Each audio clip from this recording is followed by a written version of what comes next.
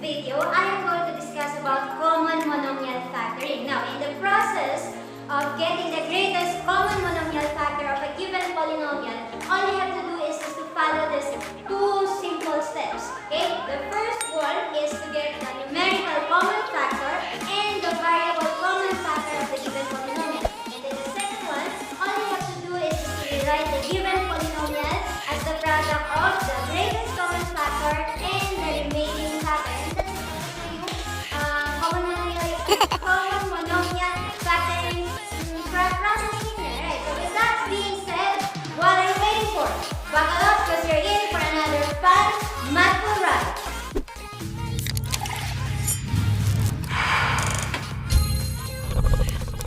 Okay, so let's work on a couple of exercises. Let's start with example number 1. Okay, so you have 7x squared minus 7y. So the first step again in common monomial factoring is to get the numerical common factor and the variable na common factor. Okay, so obviously the numerical common factor of these two terms is 7. Okay, so we will write it down right away. So this is equal to 7. Next, is there any common variable na common factor? So tingnan nyo magputi. This is x squared and this is y. So obviously, they are two different na variables. So relatively prime sila sa isa't isa. Wala silang ibang common factor kundi 1. Alright? So wala tayong variable na common factor. Therefore, our greatest common monomial factor is simply equal to 7. Now, how do we use the greatest common monomial factor to get the remaining factor? Napakadali lang. All you have to do is to use this one, tapos divide mo siya dito sa dalawang terms na binigay dyan sa polynomial. So let us use 7 dito as the divisor of 7x squared and 7y. Alright, so let's divide it. Okay, so you have 7 divided by 7. So it is equal to 1. Yan, makakancel natin yan. 1 na yung quotient nila. So you have x squared na lang dito. So yun yung isusulat natin. Unang term ng inyong remaining factor. So you have x squared. Next, negative 7 divided by 7 is negative 1. So makakancel out din natin to. Ayan, so you have negative. Hindi ko na ilalagay yung 1 kasi automatic naman, di ba? Kapag wala kang nakikitang number before the variable, obviously, it is, or I mean automatically, it is equal to 1. It's because any number or any letter multiplied to 1 is thus itself. Alright? So next, minus, so y na lang natira. Ayan. So therefore, 7x squared minus 7y can be rewritten as the product of 7, which is your greatest common monomial factor, and the remaining factor, which is x squared minus y. And that's your answer.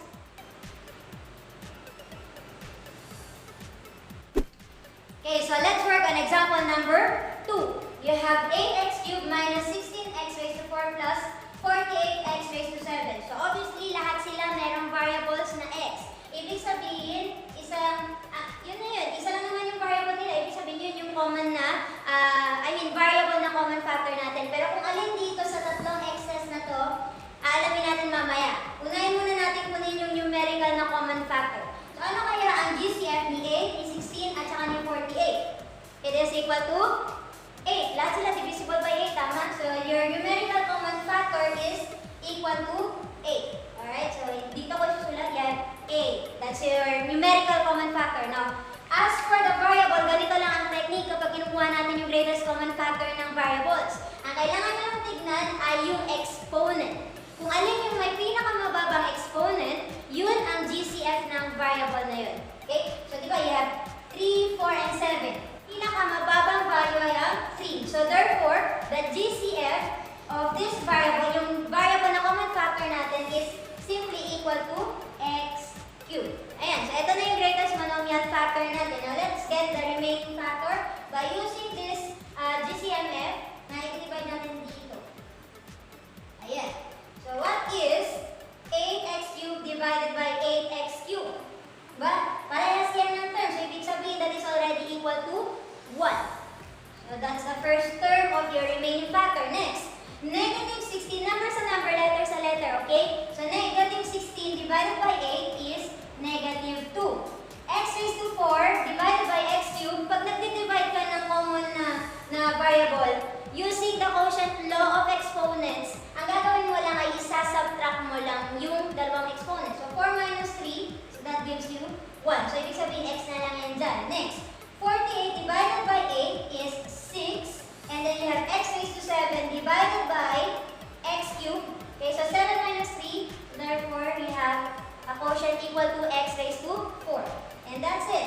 We have the factored form of this given polynomial.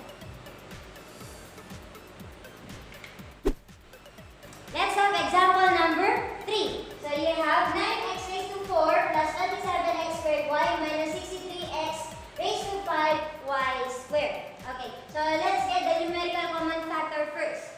9, 27, and 63. So ang kanilang GCF ay 9. So this is equal to 9. Yeah, equal to 9. Ngayon, titingnan natin yung yung variable na common factor. So meron tong yung first term ay merong x. Okay, tapos yung dito din sa second term at yung third term, lahat sila may variable na x. So ibig sabihin, isa sa variable na common factor natin ay x. Titingnan natin kung i-consider ba natin yung y. Okay? Since ito lang yung second term na at saka yung third term mo yung y, so hindi natin siya isasama sa variable na common factor natin. Kasi wala namang y dito sa first term mo eh. Ibig sabihin, yung variable lang na common factor nitong polynomial ay x lang. Ulitin ko, ang titignan nyo lang ay ang pinakamababang exponent. So ano yung pinakamababang exponent dito ng x? You have 2. So, ibig sabihin yan ang greatest common monomial factor mo. Ang greatest common monomial factor natin, itong polynomial na ito ay 9x squared. So, let's get the remaining factor by dividing all the terms by your greatest monomial factor. Okay, let's start. So, 9 divided by 9 is 1. 1 na yan. Okay, then we have x raised to 4 divided by x squared. Subtract lang the exponent. So, you have x squared. Next, 27 divided by 9 is 3.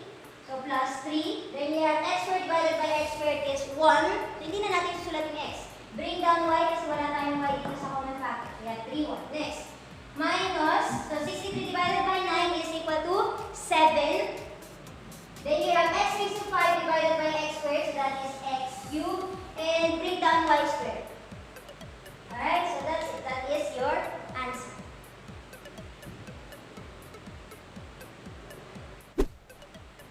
And for our last example, we have the example number 4. You have 45x cubed y squared plus 75x cubed y cubed minus 30xy raised to 4.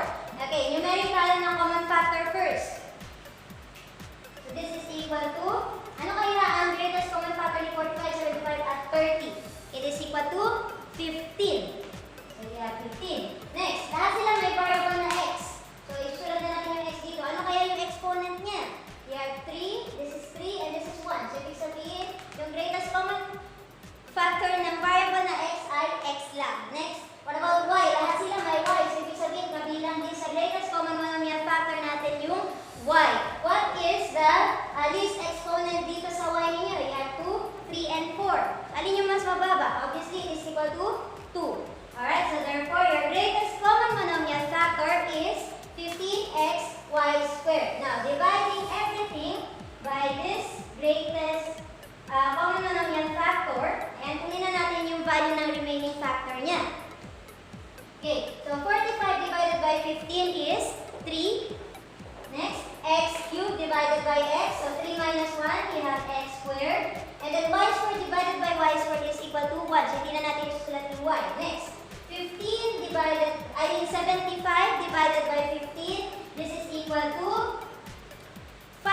Okay, so you have plus 5. Next, x cubed divided by x, so again this is x squared. Then you have y cubed divided by y squared, so 3 minus 2, that gives us y na lang dyan. Next, negative 30 divided by 15 is negative 2. Then you have x divided by x, so hindi na natin susulat yung x. Then you have y raised to 4 divided by y squared, so 4 minus 2, you'll have y squared. And that's it. That is your factor 4.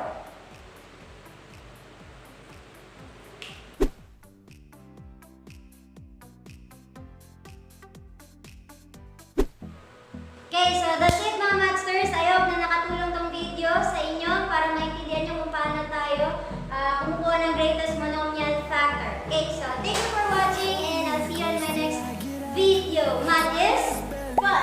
Bye everyone! I don't wanna waste what's left.